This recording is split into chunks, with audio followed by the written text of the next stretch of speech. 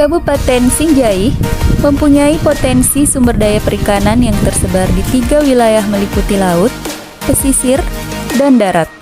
Diharapkan mampu mewujudkan harkat dan martabat masyarakat nelayan atau pembudidaya ikan dan pengusaha perikanan yang maju dan berkembang secara mandiri.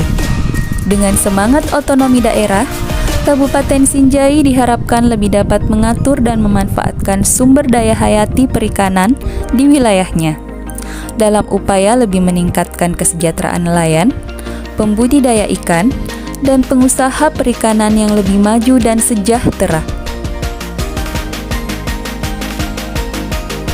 Kabupaten Sinjai adalah salah satu kabupaten di wilayah Provinsi Sulawesi Selatan yang memiliki potensi lahan untuk budidaya tambak kurang lebih 617,70 hektar yang tersebar di 8 desa atau kelurahan pada 3 wilayah kecamatan pesisir, yaitu Kecamatan Sinjai Utara, Kecamatan Sinjai Timur, dan Kecamatan Teluk Limpoe.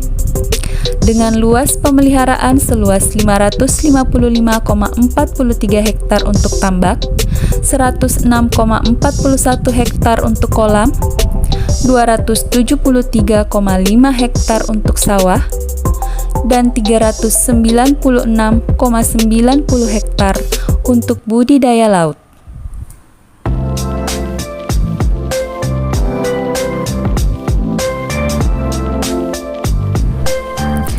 Besarnya potensi lahan ini membuat banyaknya pembudidaya ikan yang menjadikan usaha budidaya ikan sebagai sumber mata pencaharian.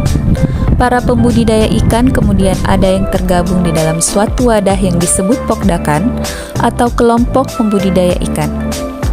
Kelompok pembudidaya ikan atau pokdakan adalah kumpulan pembudidaya ikan yang terorganisir, mempunyai pengurus, aturan-aturan, serta tumbuh dan berkembang atas dasar perasaan saling tertarik karena kebutuhan akan tukar-menukar informasi untuk saling melengkapi dan kesamaan kepentingan dan kesamaan kondisi lingkungan, yaitu sosial, ekonomi, dan sumber daya untuk mengembangkan usaha perikanan anggotanya. Berikut, Eduvis akan menyampaikan informasi yang sekiranya dapat berguna bagi pokdakan.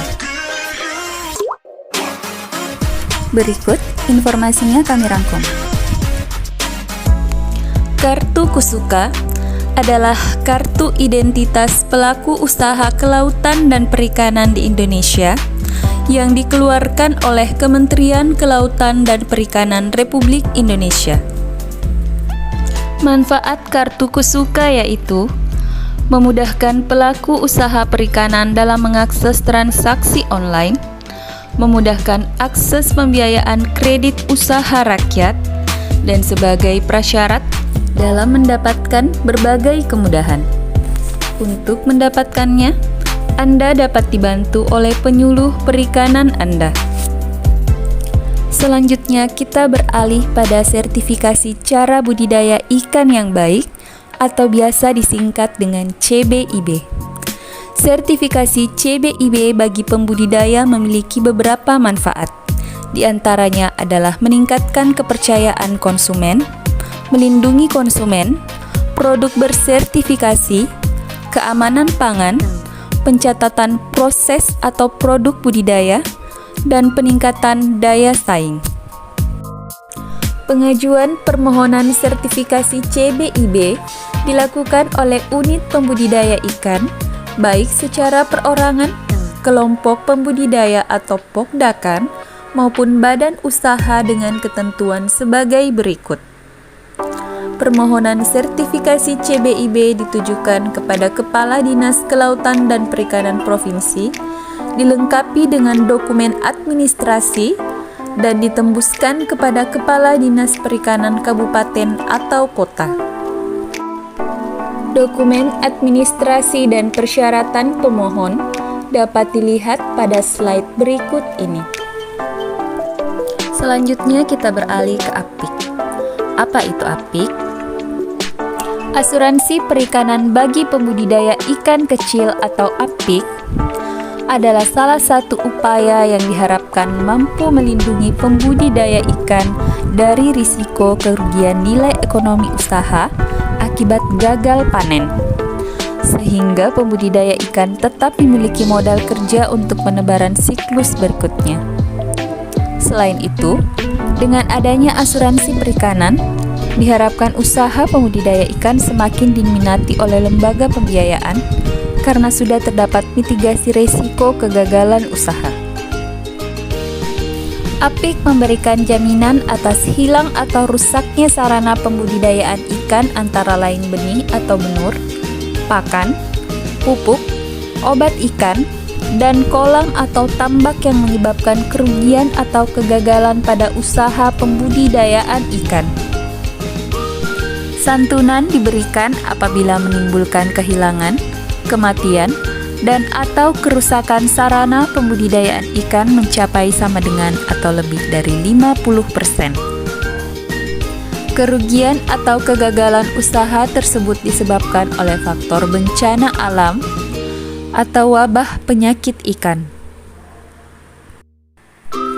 Persyaratan penerima bantuan premi APIK yaitu terdaftar dalam database kartu kusuka yang dikeluarkan oleh KKP, diutamakan pembudidaya ikan kecil yang unit usahanya sudah mempunyai sertifikat CBIB, pembudidaya ikan kecil dengan menggunakan teknologi sederhana dengan kriteria luas lahan paling luas 2 hektar untuk ikan air tawar, paling luas 5 hektar untuk ikan air payau, memiliki rekening tabungan, bukan perangkat desa atau kelurahan, ASN, TNI atau Polri, anggota legislatif, dan penyuluh atau PPB. Tidak pernah mendapatkan program asuransi atau pernah mendapatkan namun telah berakhir masa berlakunya atau jenis risiko yang dijamin berbeda. Patuh pada ketentuan yang tercantum dalam polis asuransi perikanan. Dan yang terakhir, lahan usaha pembudidayaan ikan yang dijamin oleh asuransi adalah lahan yang operasional untuk usaha pembesaran ikan. Itulah tadi pembahasan mengenai kartu kusuka, CBIB, dan APIK. Selanjutnya kita melangkah pada panduan budidaya ikan bandeng. Apa saja tahapan-tahapannya? Mari kita simak berikut ini. Pada tahap persiapan, terdapat langkah-langkah yang sebaiknya dilakukan agar persiapan budidaya di tambak dapat maksimal. Langkah-langkahnya yaitu perbaikan konstruksi, perbaikan pintu dan saluran air, dan perbaikan pematang. Ketiga langkah ini dilakukan sebelum menuju ke langkah pengeringan dan pengapuran. Sejalan dengan perbaikan konstruksi, dilakukan pengeringan selama 1-2 minggu atau hingga tanah dasar tambak retak-retak tetapi tidak berdebu. Pengapuran bertujuan untuk menaikkan dan menstabilkan pH tanah. Pengapuran dilakukan pada saat tanah benar-benar kering dengan menggunakan kapur pertanian sebanyak 500 kg per hektar. Kapur tersebut tersebar secara merata pada seluruh permukaan tanah dasar tambak. Tahap selanjutnya adalah pemupukan dan pemberantasan hama, di mana penjelasannya dapat dilihat pada slide berikut ini.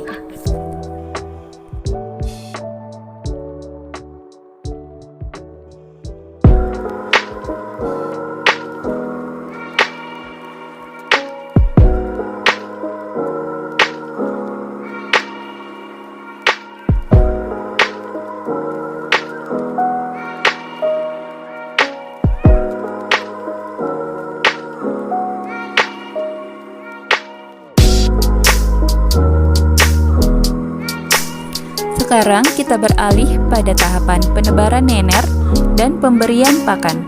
Apa saja tahapannya? Penebaran nener. Penebaran ini dilakukan pada pagi hari di mana suhu udara dalam kondisi rendah.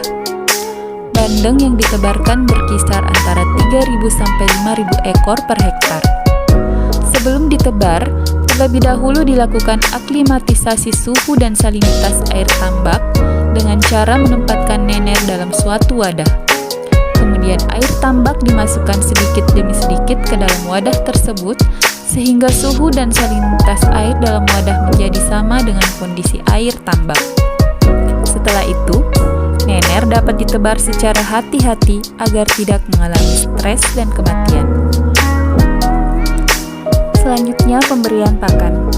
Pakan utama ikan bandeng di tambak dapat ditumbuhkan melalui pemupukan pada saat persiapan dan pengolahan tambak. Dapat pula diberikan pakan tambahan berupa pelet khusus ikan bandeng untuk memacu laju pertumbuhan ikan bandeng.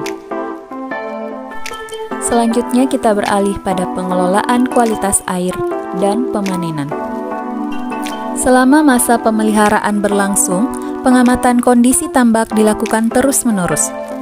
Nilai parameter kualitas yang baik untuk ikan bandeng adalah salinitas 15-30 ppt, suhu 27-31 derajat Celcius, pH 7,5-8,5, kecerahan 20-30 cm, dan oksigen terlarut di atas 3 ppm. Pemanenan bandeng dilakukan setelah ikan berumur 4-6 bulan pemeliharaan dengan ukuran berkisar antara 3-4 ekor per kilogram dan dilakukan menggunakan jaring insang. Baik, itulah tadi mengenai ikan bandeng. Lanjut ke budidaya ikan nila. Berikut adalah SOP pembesaran ikan nila.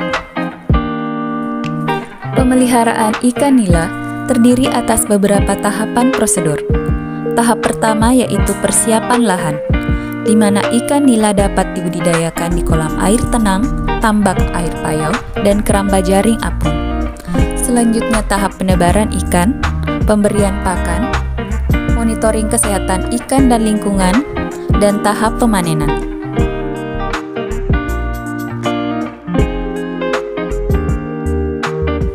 Kita masuk pada pembahasan pemeliharaan ikan nila di kolam air tenang, di mana jenis wadah yang digunakan yaitu kolam tanah atau tembok. Kedalaman kolam minimal 80 cm, memiliki saluran pemasukan air dengan debit yang cukup.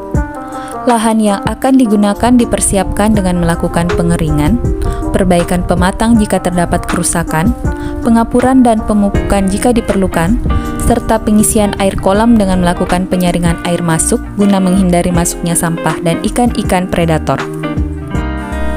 Selanjutnya, pemeliharaan ikan nila di tambak air payau. Untuk jenis wadah yaitu tambak, kedalaman kolam minimal 80 cm, salinitas air saat penebaran kurang dari 10 ppt dan maksimal saat pemeliharaan 30 ppt. Selanjutnya, pemeliharaan di keramba jaring apung. Jenis wadah yaitu keramba dari jaring yang dilengkapi dengan pelampung tahan air, minimal ukuran 3 x 3 meter persegi per lubang. Lokasi KJA berada di perairan umum dengan kedalaman perairan minimal 5 meter dari dasar jaring pada saat surut terendah. Lokasi KJA juga harus memiliki kekuatan arus 20-40 cm per detik. Persiapan jaring dilakukan sebelum dilakukan penebaran ikan. Pemeriksaan jaring dilakukan untuk menghindari adanya kerusakan yang dapat mengakibatkan lolosnya ikan yang akan dipelihara. Selanjutnya, penggunaan benih bermutu. Berasal dari unit pembenihan yang bersertifikat CPIB dan atau dilengkapi surat keterangan asal benih, ukuran minimal 5 cm dan memiliki keseragaman 90%, umur maksimal 2 bulan, dan memiliki badan yang sehat, tidak terdapat luka dan cacat. Selanjutnya, proses produksi. Penebaran benih dilakukan pada pagi sebelum jam 8 atau sore hari setelah jam 4. Proses penebaran dilakukan dengan melalui aklimatisasi benih terhadap lingkungan baru. Benih yang sehat akan terlihat dari gerakan ikan yang lincah dan bergerombol. Pemberian pakan dilakukan paling cepat 6 jam setelah ditebar. Ringkasan proses produksi dapat dilihat seperti pada tabel berikut ini.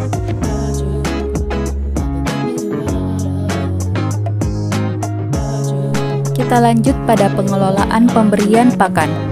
Pakan buatan yang digunakan memiliki kandungan protein minimal 25% dan belum kadaluarsa, serta terdaftar di KKP. Ukuran pakan yang digunakan yaitu 1 mm, 2 mm, dan 3 mm dengan mempertimbangkan bukaan mulut ikan yang dipelihara. Jumlah pakan yang diberikan sebanyak 5% bobot biomas per hari di 2 bulan awal masa pemeliharaan dan secara bertahap berkurang menjadi 2% bobot biomas per hari di akhir masa pemeliharaan. Frekuensi pemberian pakan menyesuaikan kondisi ikan dan lingkungan. Pada umumnya, pemberian pakan dilakukan sebanyak 2-3 kali per hari. Selanjutnya, pengelolaan kualitas air. Pengukuran parameter yang sederhana dilakukan secara rutin dan terjadwal. Hasil pengukuran didokumentasikan dalam suatu rekaman yang terlindungi. Nilai standar baku pemeliharaan ikan nila dapat dilihat pada tabel berikut ini.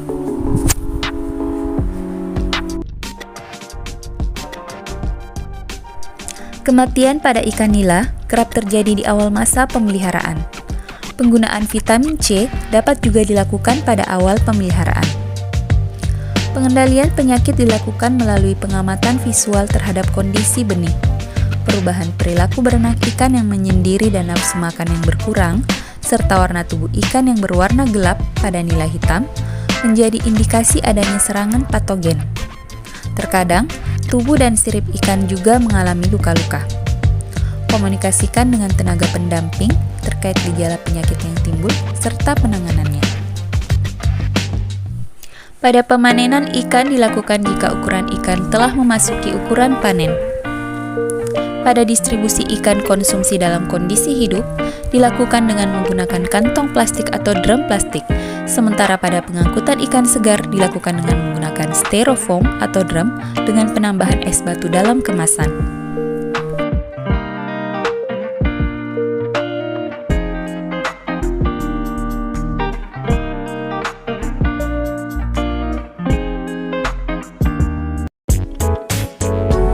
Demikian layanan EduFish menyampaikan informasi.